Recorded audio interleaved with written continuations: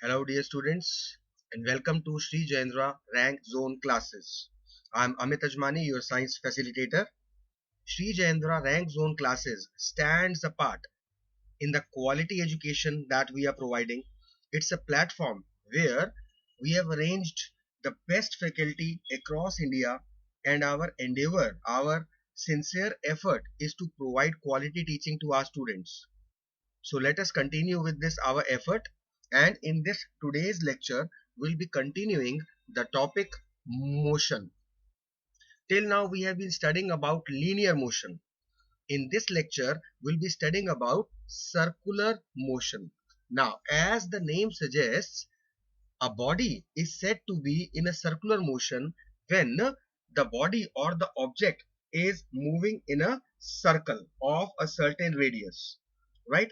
Then the motion of the body is called circular motion, right? Now, important thing is, when the body is moving in a circular motion, like you can see here, the direction of the body is changing every time it is just making a bend.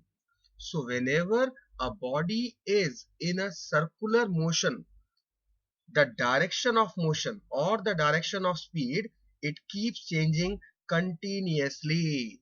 There are so many examples of circular motion. For example, all the planets which are revolving around the sun, or the natural or the artificial satellites that are revolving around the planets, an athlete moving in a circular path with a constant speed. They are all the examples of circular motion. Now, important thing is, if an athlete is moving with a constant speed along a circular path, the direction is changing. And since direction is changing, therefore we can say that the velocity of the athlete or the body in a circular motion, that keeps on changing. Correct? Why it is changing? Because of the continuous change in the direction of the motion. And because of the change in velocity, we say that the motion along a circular path is always accelerated motion, because we have already studied what is acceleration is change in velocity per unit time. So if the velocity is changing, the motion in a circular path is always said to be an accelerated motion. Correct? Now, this circular motion is further categorized in two types. One is uniform circular motion, and another of course will be non-uniform circular motion. Let us try to relate what are these two. Now, when a body is moving in a circular path with uniform speed, that means with constant speed, then we call the motion to be uniform circular motion. Now, even though the speed is uniform, the speed is constant, but still the circular motion is said to be accelerated. Why? We have just seen, because of the change in direction, right? So even though the body is moving with a constant speed, but since it is moving in a circle, so it will be an example of accelerated motion. Now, we have already studied that if a body is moving in a circular path, there must be a force that is forcing it to travel in this circular path. What exactly is that force called? It is called centripetal force. Now, what exactly is centripetal force? Let us define it. The force which is needed to make an object travel in a circular path is called centripetal force. Fine. Now, there are so many examples of uniform circular motion. Let us try to relate a few examples one by one. These are all the examples. First example is the case of planets moving around the sun. We know that the planets are moving in orbits around the sun, right? That is also uniform circular accelerated motion. So we have used a few words. It is uniform. Why uniform? Because the planets are moving with a constant speed. It is circular motion because they are orbiting in an orbit. And it is accelerated motion because due to the change in direction, the velocity is changing. Next example is the case of satellites moving around the Earth. Just like planets, the satellites are also moving. The planets are moving around the sun and the satellites are moving around the Earth. All the artificial satellites, they also move around the Earth in uniform circular motion. The motion of a satellite around the Earth is accelerated. Right? Why accelerated? Because the change in velocity. Similarly, the moon, the natural satellite of Earth, it is also in uniform circular motion as well as accelerated motion. The movement of Earth around the sun is uniform circular motion and thus it is once again accelerated motion.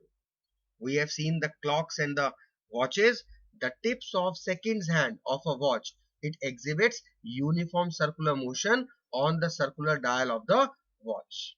Similarly, an athlete or a cyclist moving on a circular track with a constant speed. The speed should be constant, right? So that athlete also exhibits uniform circular motion, right? Now, when we talked about linear motion, for example, a body is traveling from point A to this point B with a constant speed. Constant speed means it is traveling equal distances in equal intervals of time. For example, a body travels the first 1 kilometer area in 10 minutes. Similarly, the next 1 kilometer area in another 10 minutes and another 1 kilometer area in 10 minutes and so on.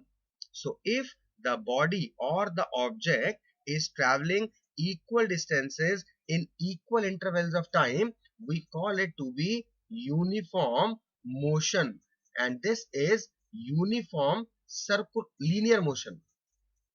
This is uniform linear motion. But in this linear motion, if it is uniform, we have seen that the motion is not accelerated. The body is moving with a constant speed. When it comes to a circular motion, for example, a cyclist is completing this circular path in 15 minutes. Another one complete round in another 15 minutes. So the speed is constant, the motion is uniform, but since the cyclist is changing the direction, that is why even though it is a constant uniform speed, but still the motion is said to be accelerated, and this is the main difference between uniform linear motion and uniform circular motion. What is the difference? In uniform linear motion, the direction of motion is fixed, and because the direction is fixed, that is why it is not accelerated. But in uniform circular motion, the direction of motion is changing continuously, that is why it is accelerated. So we need to remember the difference between uniform circular motion and uniform linear motion. The difference lies in the direction, and therefore uniform circular motion is always accelerated motion, right? And this is the most important characteristic of circular motion, that the direction of motion in circular motion changes continuously with time, so it is always accelerated motion, correct? So this is our uniform circular motion.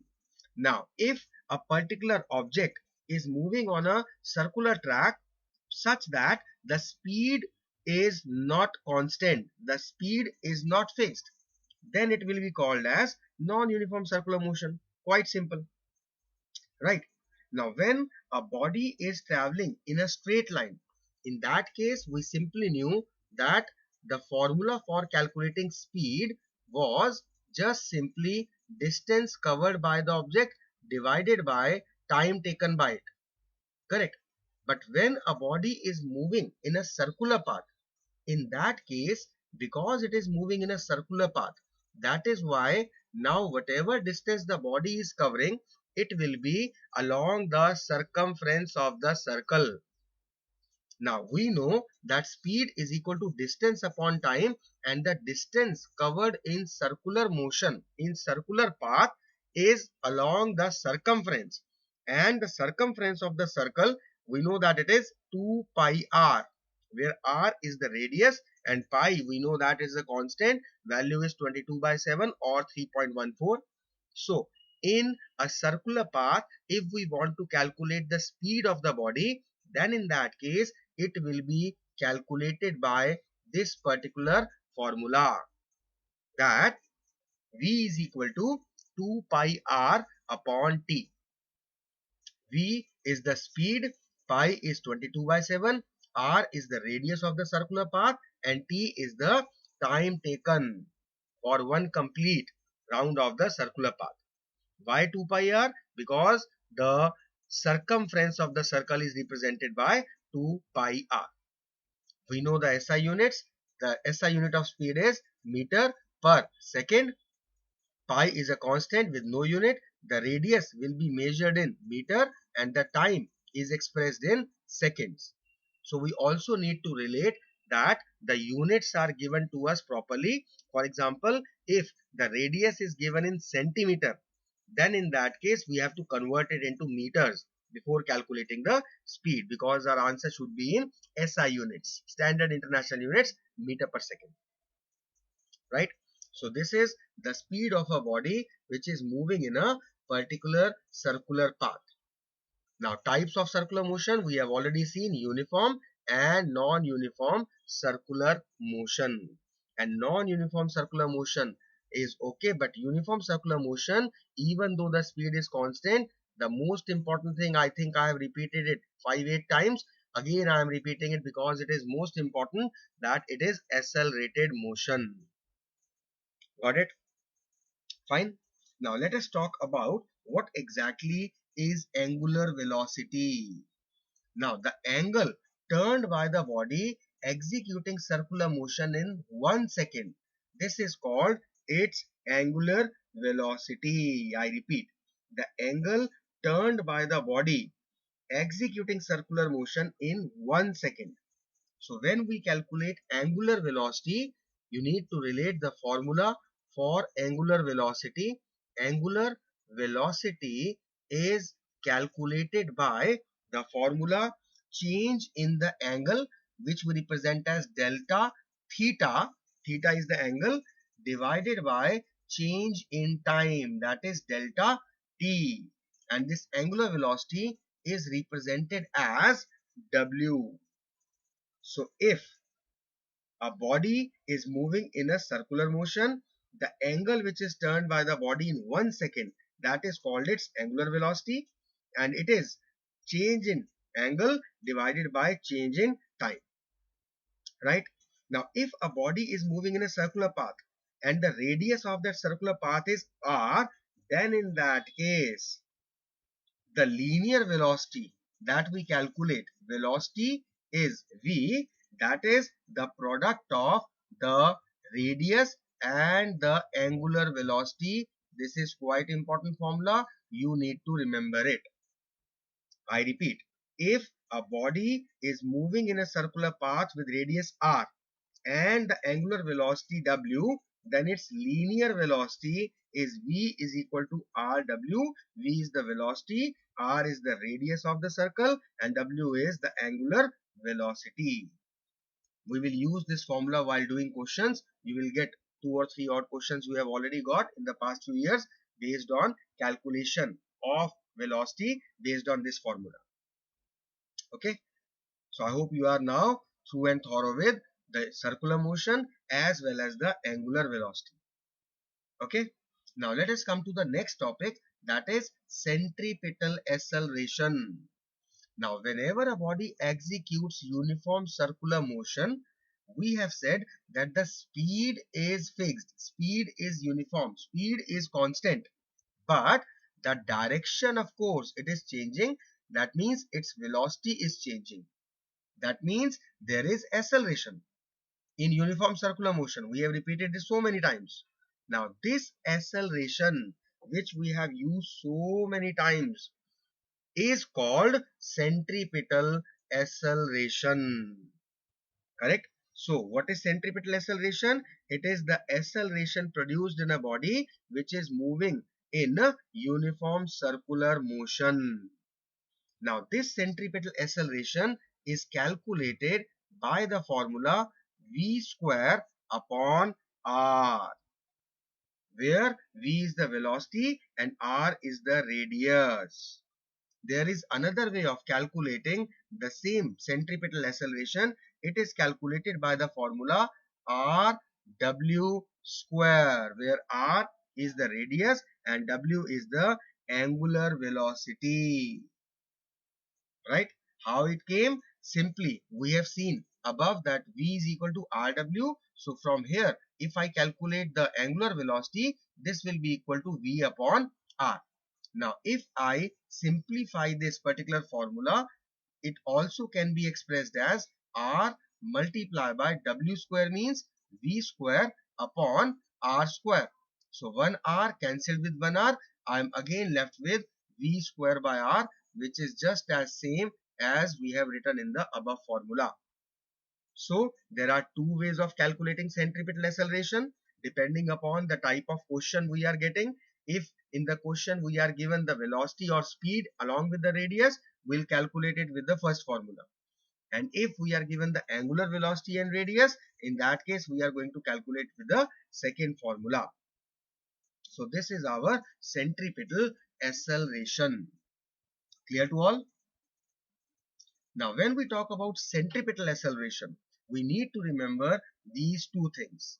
Number one, the direction of centripetal acceleration is always towards center, because centripetal force acts from the center only. The centripetal force is always from the center, applied on a body which is moving with a uniform motion, uniform circular motion.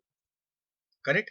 Second thing, this centripetal acceleration is always same in magnitude, but its direction changes continuously because the body is changing its direction. Correct? So this is all what we need to know about centripetal acceleration. Next is the centripetal force. We have already studied what is centripetal force. It is the force which is needed to make an object travel in a circular path. This is called the centripetal force. And when we want to calculate the centripetal force, the formula for calculating is F is equal to m into A. This is normally what we know the formula for force is as per Newton's second law of motion. And we have just seen that the acceleration produced in a body in uniform circular motion is centripetal acceleration, and the formula for centripetal acceleration A was equal to v square upon r. So we can simply replace A and we can write now F is equal to m into v square upon r. This is the formula for calculating centripetal force. Right? Another formula of centripetal acceleration was, it was equal to rw square. So if I put the value of A as rw square, I'll get another formula for calculating the centripetal force, which becomes m, and I am replacing A with rw square, so it becomes m rw square. This is the another formula for calculating the centripetal force. In this formula, F is the centripetal force, m is the mass of the body, v is the speed or the velocity with which the body is moving, r is the radius of the circular path. In the second formula, again F is the centripetal force, m is the mass of the body, r is the radius of the body, and w is the angular velocity of the body. So these are the two ways by which we can calculate the centripetal force. Quite important. Understood? Now, let us study a few examples of centripetal forces. Centripetal force acts on a body which is in a circular motion. And in circular motion, we have seen so many examples, so all are applicable here. For example, centripetal force acts on Earth when it moves around the Sun. Similarly, the electrons which are moving around the nucleus, they also require centripetal force because they are moving along in a circular path. Correct?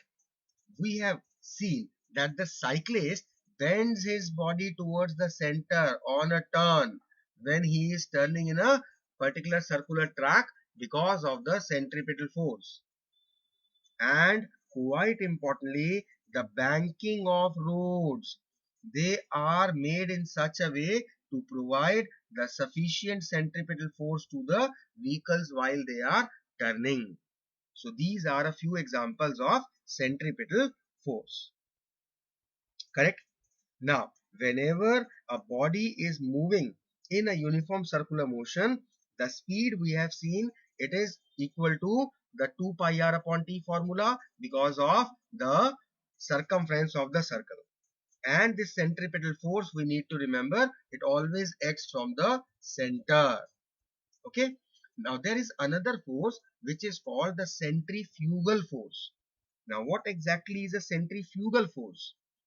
It is the virtual force that balances the centripetal force in a uniform circular motion.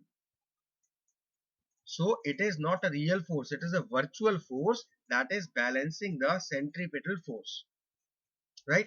And since it is not a real force, but how it is exerted? It arises due to the acceleration of the rotating frame. Correct? And the SI unit of centrifugal force we need to remember is Newton meter. So this is all that we need to relate as far as centrifugal forces are concerned. Fine. So this is all about centripetal and centrifugal forces, and this is all about our chapter motion. So this chapter has been completed now. Let us try to brush up what all we have done in this chapter and what all you need to relate and remember. Because I have already told you in my previous sessions that we are just brushing up all the concepts of a particular chapter, and our main purpose is to actually go through, understand, relate and learn the questions and answers which we are going to face in our examination from these particular topics that we are doing one by one, right? So obviously now we have just completed the topic, completed the chapter. We'll be discussing the question answers which have already come in the examination papers in the last few years, so that we can prepare ourselves. And for that, now what you are required to do is you need to learn this whole chapter. I'll be taking this question answer session in my next lecture, and before that I want you all to go through it, to learn it. And what exactly you are supposed to learn, let me tell you once again what are all the things that we covered in this particular chapter, motion. Initially we studied about the scalar and vector quantities. We saw a few examples of both. Then we talked about mechanics.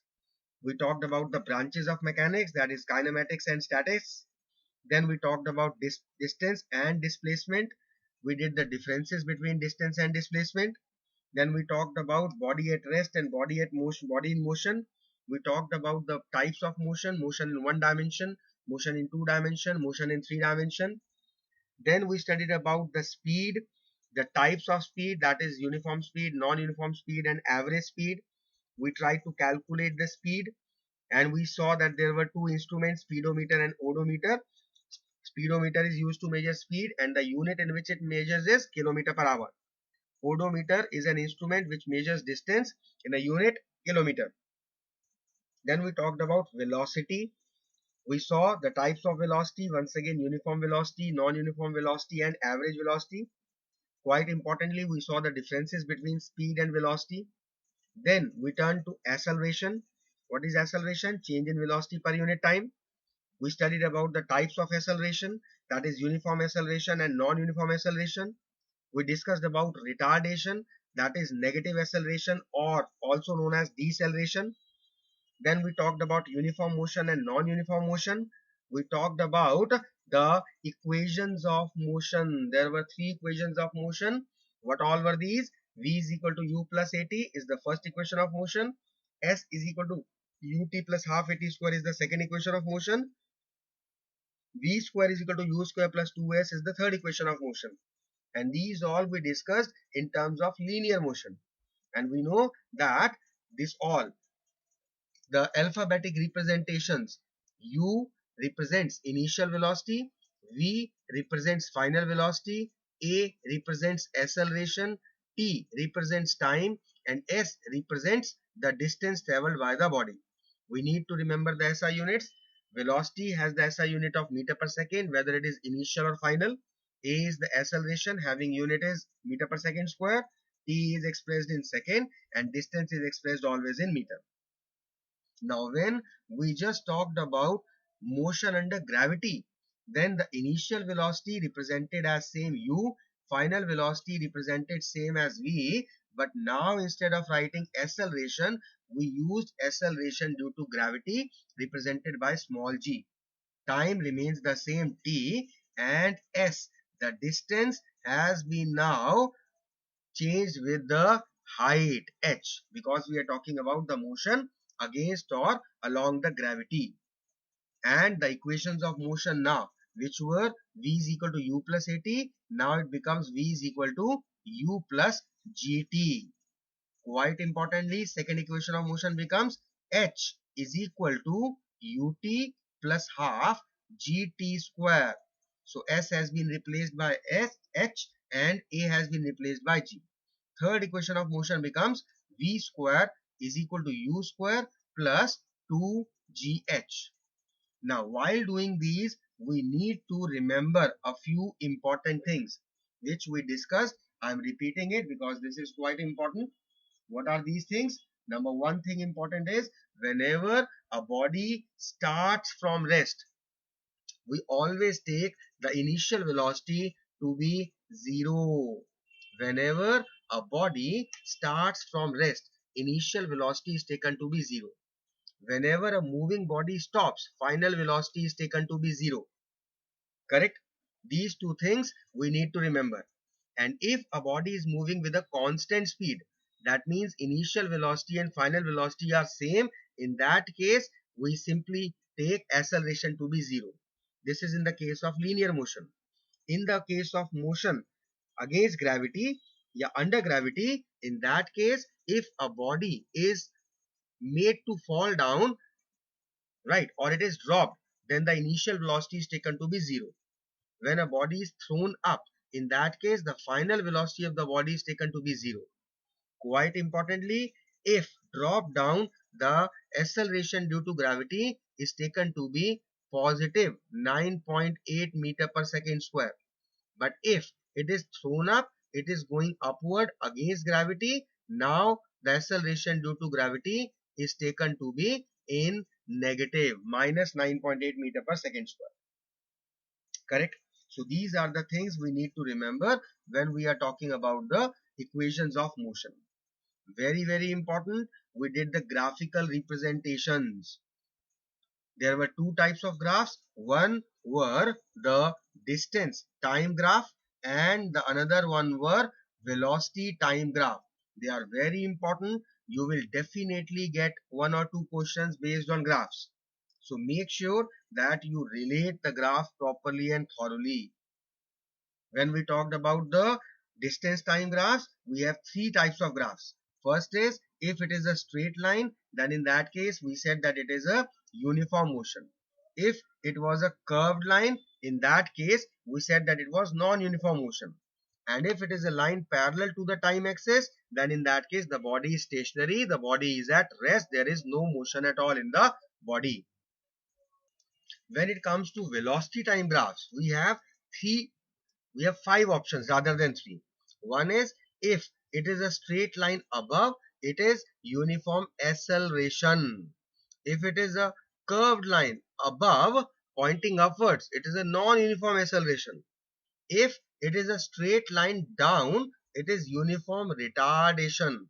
If it is a curve trending downwards, it is non-uniform retardation.